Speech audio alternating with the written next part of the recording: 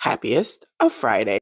Welcome to another edition of 5 Horror Movie Fun Facts starring me and my special guest who is out of frame because she does not want to be put down today. So, as you all are aware, it is Pride Month and we are going to be keeping it gay for these fun facts this month. And today's movie is more horror adjacent.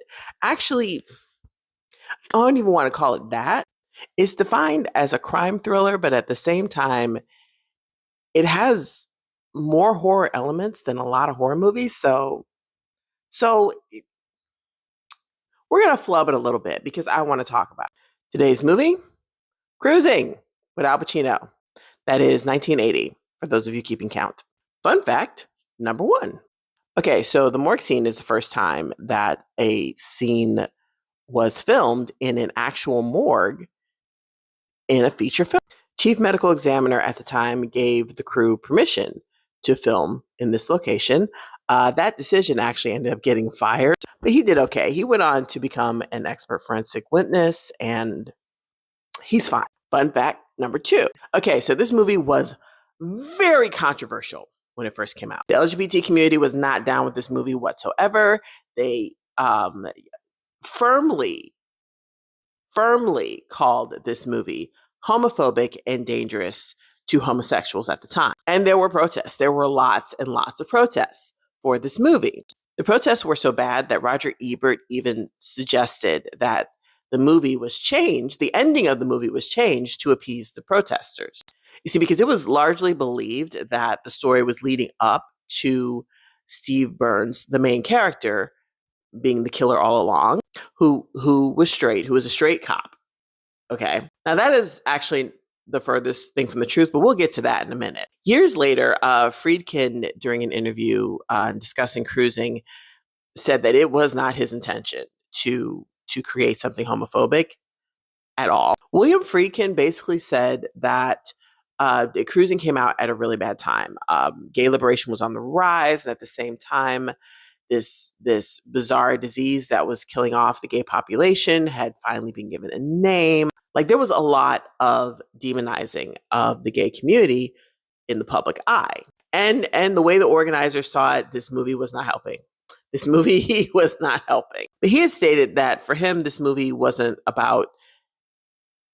focusing on the gay community specifically, but rather the S&M community. Plus, this was focusing on an actual crime that had happened a few years before this movie was made. Just the same, two of the notorious bars featured in the film ended up banning William Friedkin from their establishments.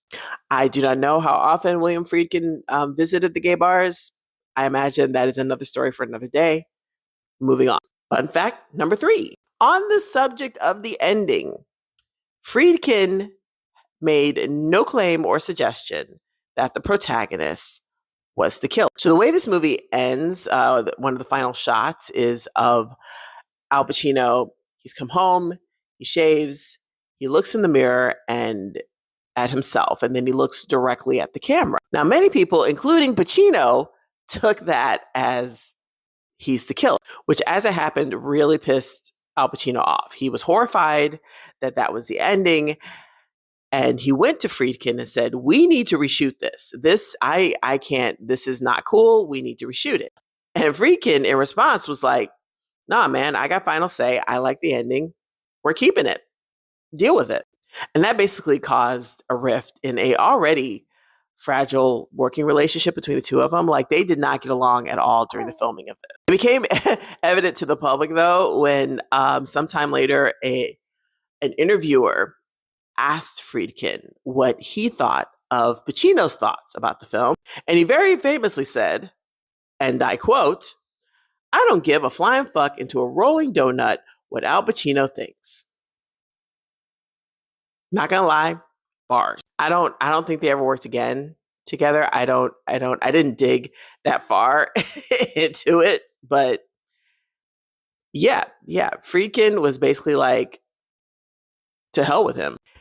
Fun fact number four.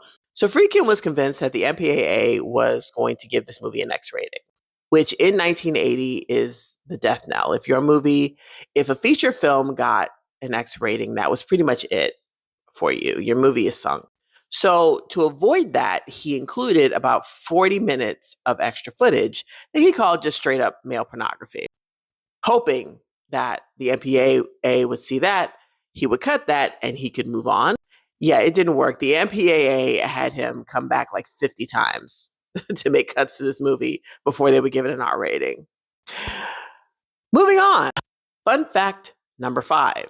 Okay, so the club scenes in the mine shaft, the mine shaft, all of these extras were actual members of the club. Back in the day, gay bars, especially those in cities like New York, had members only type club things because in the past there were raids.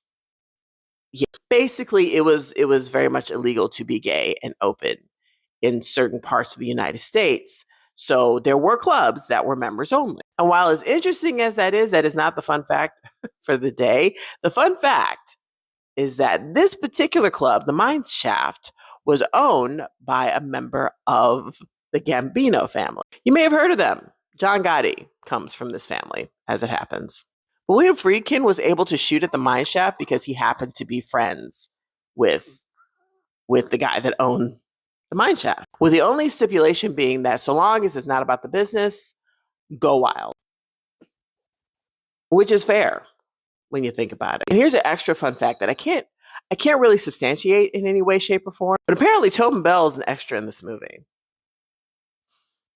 It's been years since I've seen the movie, so I can't say if that's true or not. Apparently, this was information that was found on Tobin Bell's website, but I kind of believe it because Tobin Bell, he was a working actor for many years before Jigsaw. So yeah, that's it for this week's 5 horror movie fun facts. Join me next week when I shall have another for you. Okay,